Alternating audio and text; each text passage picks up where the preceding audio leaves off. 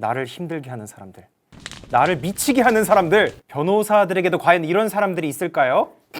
있겠죠? 자, 그러면 현 변호사님, 가장 힘들게 했던 의뢰인 누가 있을까요? 우리 의뢰인이 나한테 좀 거짓말을 하는 경우. 어떤 거짓말이죠?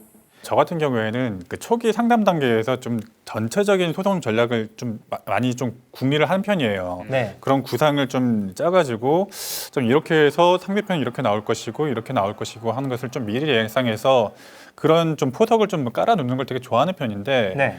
만약에 우리 의뢰인이 나한테 좀 거짓말을 좀 많이 하고 그러면 결정적인 증거를 나한테 얘기를 안 한다거나 아니면 결정적인 얘기를 거짓말을 하는 경우에 이게 내가 짜놨던 판이 다 망가지는 거거든요. 예. 무슨 말씀인지 이해가 돼요. 나는 진짜 밤새가지고 이걸 9시, 10시까지 고민해가지고 이렇게 길이 이거밖에 없다 라고 해서 전략을 들고 왔는데 첫 번째 뭐 변론에서 갑자기 상대편에서 이상한 증거를 딱 들이밀면은 이제 판이 완전히 망가져 버리는 거죠. 저는 그런 게 스트레스 많이 받더라고요. 의뢰인을 처음 만나는 이 초기 단계에서는 의뢰인과의 관계 형성이 굉장히 중요한 것 같은데 이 현 변호사님만의 이제 접근 방법이 있습니까? 저희를 찾아오신 분들은 공감해주고 약간 좀 답정너 스타일로 이거 잘 해결되겠죠? 약간 이런 식으로 오신 분이 있어요. 소위 우리 인간관계에서는 라포라는 게 좀 중요하고 어떤 좀 신뢰관계 형성이라는 게 굉장히 중요한데 저는 사실 좀 엄격하게 얘기해주는 편이에요. 객관적으로. 사실은 저희는 공감하고 그런 직업이 아니에요. 공감하고 감정적으로 좀 동의해주고 아 그렇죠 잘 해결될 거예요. 징역 안 살 거예요. 잘 받을 수 있을 거예요. 이렇게 얘기해주는 직업이 아니고 객관적으로 얘기해주는 직업이라고 생각해요 저는. 그래서 저는 엄격하게 이거는 이것 때문에 안 될 것 같고요. 이거는 이거 증거가 부족하고요. 그래서 이거는 소송이 힘든데 이 부분을 좀 보충하면은 최대한 열심히 해가지고 이겨 보겠습니다. 라고 최대한 지금 있는 판에서 가능하면 좀 객관적으로 좀 얘기를 해주면은 거기서 의뢰인분들이 좀 감동을 하시는 경우가 있더라고요. 그런 기조를 가지고 있지 않으면 나중에 탓을 돌릴 수가 있어요. 맞아요. 문제가 생겨요. 아니 나한테 다 잘 된다고 해놓고 다 뭐 희망을 이렇게 주기만 하고 모두가 행복한 결과, 뭐 모두가 막 행복한 미래만 꿈꾸게 해놓고서 왜 결과가 이 모양이냐, 당신 때문에 그런 거 아니냐, 좀 이런 탓을 할 수가 있기 때문에 현 변호사님이 말씀하신 그런 기조는 굉장히 저는 좋다고 보고, 그래도 공감해주고 그래도 우쭈쭈 해주고 그래도 희망을 줬으면 좋겠다 라고 하는 부분이 있어서 제가 심리상담센터를 만든 거예요. 그러니까 그 역할은 심리상담 선생님들한테 가서 해라. 나는 사건 해결에만 집중하고 또 그래야 되는 사람이다. 갑자기 이용하세요. 사업 홍보.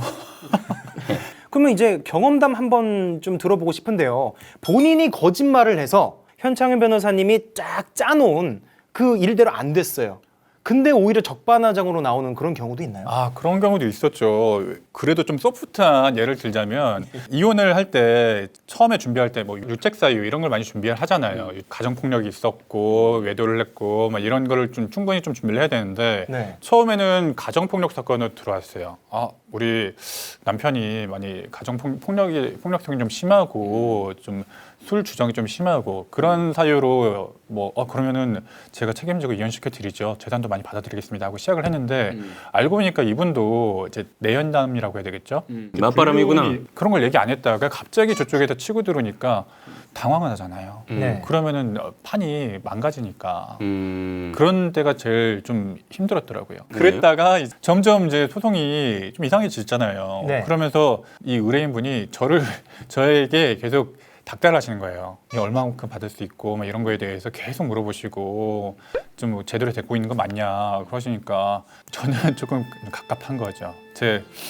제가 처음에 말했던 대로 진행이 됐으면 잘 됐을 텐데. 그러니까 믿고 맡기는 사람한테 거짓말을 해버리면은 그 사람이 이 뭐 어떻게 도와주겠습니까? 그러니까 굉장히 솔직하게 뭐 이런 경우도 있어요. 같이 경찰서 동행해가지고 이제 경찰이 물어보는 거예요. 때린 적 없으시다고요? 네 없습니다. 그러면은 이제 또 거기 바로 적잖아요. 때린 적이 없다라고 진술했다라고 하면서 컴퓨터를 돌려가지고 딱 때리는 CCTV를 보여주기도 하고. 맞아요, 있어요. 이런 식으로 그러니까 그 경찰들은 그걸 전부 다 적고 있거든요. 처음에 거짓말로 부인을 했다라는 것까지 다 적고 있기 때문에 그걸 처음부터 이렇게 동행하는 변호사님들한테 다 얘기를 했으면은 거기에 대해서도 다 대처를 할 수 있게 해줄 거니까 우리 변호사님을 만날 일이 최대한 없어야 되겠지만 변호사님들을 만약에 만난다면 굉장히 솔직하게 말씀을 해주셔야 제대로 도울 수 있다라는 점 아시리라 믿겠습니다. 네, 이렇게 현창윤 변호사님과 함께 살아있는 분노와 살아있는 스트레스를 들어봤습니다. 네, 시청자분들께서도 만약에 추가적인 질문사항이 있다면요, 저희 설명란에 있는 링크 타고 들어오셔가지고 글을 남겨주시면 될 것 같습니다. 오늘도 시청해주셔서 정말 감사드립니다.